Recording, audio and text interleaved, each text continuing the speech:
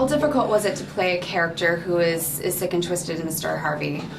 It was hard. It was really hard. I was reticent to do it at first. I don't like movies or documentaries or books about serial killers.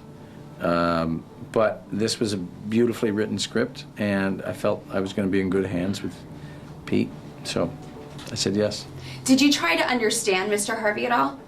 And understand who he was and why he did the things he did? I don't know if you can understand it. I think you just need to learn about it. You just need to have the knowledge of it. And then it's really the externals for me that help me get to the internal stuff. What do you mean, the externals? Just the change of changing myself physically. Why didn't I see something, or why didn't I hear something? Because surely that young girl must have screamed. When you got to take off the wardrobe at the end of the day, did that help you separate yourself from your character? I couldn't wait to get it off. What day? Last Wednesday? Last Wednesday. Once you got Mr. Harvey off, it was very refreshing. Do you think after so long, your character kind of gives up on finding Susie and what happened to her? I think the immediacy of it over time starts to decrease. The methods towards dealing with these kind of crimes didn't really exist. There weren't these psychological profiles of these killers. Now we know that often it's in child abductions and these kind of things, it's people who live nearby, it's friends of the family, it's family members, because we've had experiences and figured out how these things happen. But then that wasn't really common knowledge at all. In the movie, Susan Sarandon plays your mom. Yeah.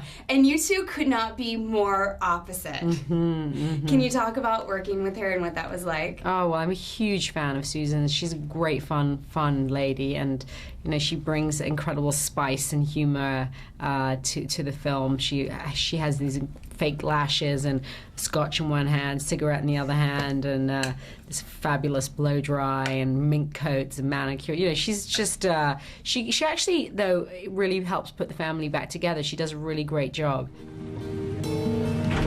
Grandma's here! Grandma! Grandma's here! What's my mother doing here? Look, you're not coping, okay? Lynn's worried, I'm worried. Your mother offered to help. You invited her here? Darling. Hello, Mother. Hello. Watch there, sweetheart. Oh, look at you. Are you eating? Is this all of it? No, don't be ridiculous. That's just my makeup. That's what's so fabulous, is that she's completely dysfunctional. She's still trying to vacuum with the cigarette and the drink, and she self-medicates. Now that's what we would say, but I wish I had thought of that way back when I had to vacuum and clean apartments and things when I was in college. What I really liked about Grandma Lynn was that she's the one who says what everyone's thinking, even though nobody else thinks it's really okay to. That's very liberating, too, to not have to worry about anybody's feelings and just speak the truth constantly, and in that sense, it's so much fun. And I'm certainly not like that. I worry a little bit too much about hurting people's feelings, so to be able to play somebody like that is such a relief. How challenging was it to play Lindsey from childhood to the cusp of adulthood? It was challenging, but it wasn't something that I was hugely intimidated by. It was an exciting challenge, and I had a great hair and makeup and wardrobe team around me that could really help me with that. And also having Pete and Fran and Phil, and thinking back on where you were in each of those ages, there's a number of ways which you can get it. Yeah, I was just gonna say, there's a really big mindset between being 11 to 14 to 18, so how did you get into the mind frame of each of those ages? Well, it's quite helpful that I kept diaries all through high school, so I looked back actually through them a lot and thought about the things that I'd been writing about, the things that were really significant to me in each of those years. Talk to me about the in-between worlds in the movie and what it means to you. Well, Susie's in-between is her own personal in-between, so nobody else can see exactly what she sees. It's elements of her life on Earth, it's stuff from her dreams, her imagination that make up this sort of strange world that she's in now.